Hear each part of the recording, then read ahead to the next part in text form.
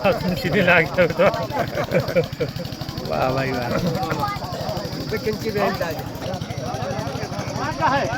भैया ना जय जय जय बोलो सियावर रामचंद्र की।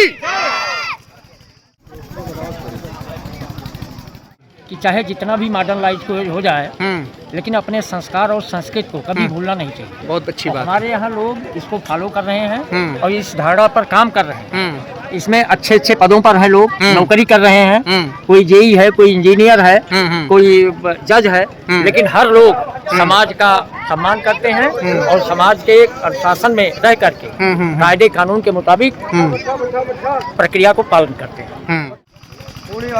भूपेंद्र भाई, हमारी जो प्राचीन भारतीय व्यवस्था है इसके बारे में आप क्या कहना चाहेंगे? भैया आज मैंने जो यहाँ देखा, सबसे पहले तो ये बता दीजिए अभी हम खड़े कहाँ पे हैं? हम जो है कि अनुपम के मामा के यहाँ जो है मुसाफिर खाना सुल्तानपुर में जो है कि हमारे जो है बुजुर्गों का जो धाम है उसको क्या बोलते हैं, नंद महार। की पावन धरती पे हम लोग आज यहाँ बाबा नंद महार की कृपा से पहुँच चुके हैं।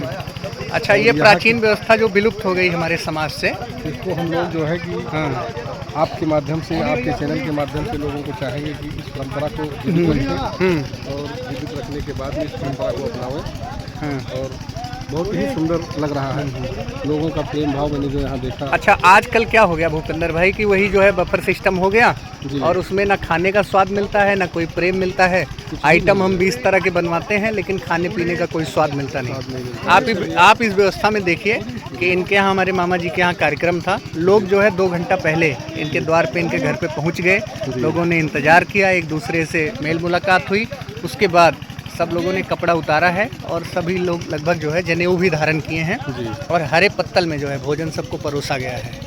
देखिए, और पंक्ति में बिठा करके, पंगत में बिठा करके सब लोग प्रेम से जो है भोजन कर रहे हैं। सबसे बड़ी बात भैया क्या है कि लोगों को मैंने यहाँ जो प्रेम देखा एक दूसरे के प्रति जो है सहयोग में, अपने यहाँ क्या होता है कि यहाँ बच्चे से लेकर के बुजुर्ग तक। और एक ये भाई साहब हैं जो पूरी परोस रहे हैं। इनके हाथ में जो है आपको ये दौरी का बोला थे का, हाँ, दलिया नहीं, उसको बोलते हैं सिकौला। हाँ, सिकौला मौनी। जी जी, पुरानी परंपरा में, पुरानी परंपरा। और ये देखिए भैया, लक्ष्मी नारायण भी हैं साथ में। जी देखिए, ये मामा, हमारे मामा के लड़के हैं जो है 20-20 रुपया सबको लक्ष्मी नारायण कर रहे हैं। हुआ यूँ है कि हमारे मामा जी ने नया बनवाया है घर, आज इनके गृह प्रवेश का है कार्यक्रम। ये देखिए, घर बड़ा खूबसूरत प्यारा सा बनवाए हैं हमारे बिंदु मामा और गृह प्रवेश का कार्यक्रम था। श्री रामचरितमानस का पाठ हुआ।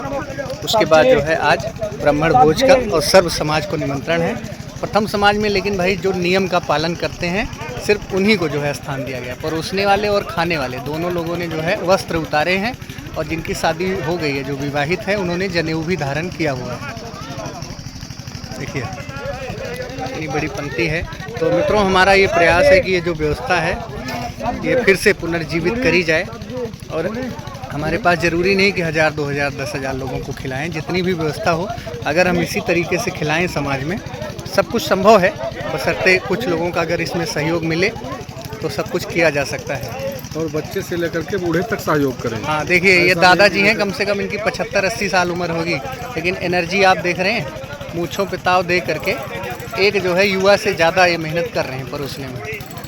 तो और कुछ लोग हैं भूपेंद्र भैया जो घर से लोटा भी लेकर के आए हैं। बिल्कुल भैया। अच्छा, तिवारी जी, डॉक्टरों का भी ये कहना है कि जो लोग भोजन बैठ के करते हैं उससे जो है कि वो लोग स्वास्थ्य उनका हमेशा के लिए ठीक रहता है।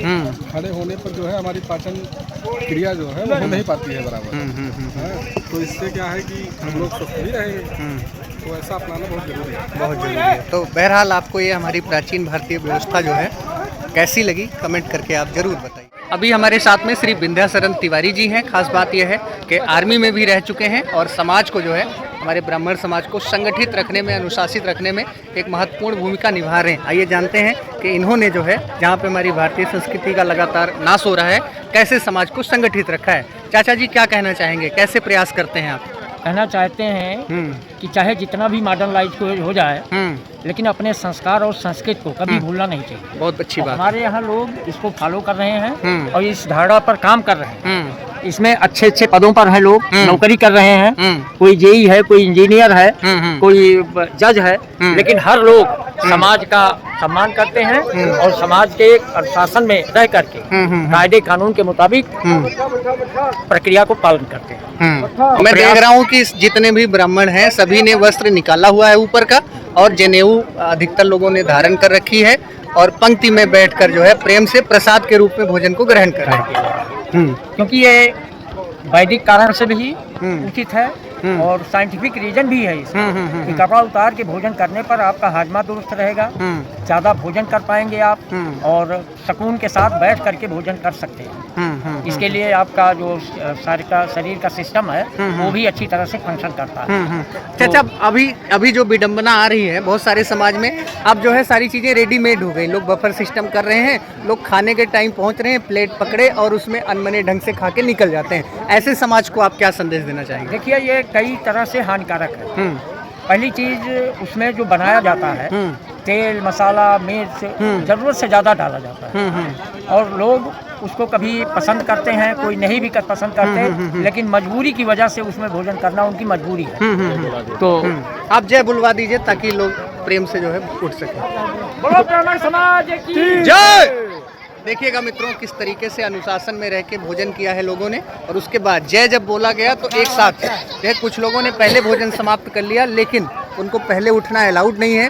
सभी लोग एक साथ पंक्ति में ही उठेंगे, पंक्ति में खाएंगे। तो ऐसा देखकर खास करके हमारे ब्राह्मण समाज, सनातनी समाज को इससे शिक्षा लेने की ज़रूरत है, क्योंकि ज़्यादातर समाज में क्या है कि सभी चीज़ें हमने रेडीमेड कर दी, सब कुछ ठेके पे दे दिया, खाना बनाने से लेकर खिलाने तक सब कुछ ठेके पर दे दिया। लेकिन इस व्यवस्था को कायम रखना हम ही सभी लोगों की जिम्मेदारी है। बहुत बहुत धन्यवाद। जय हिंद।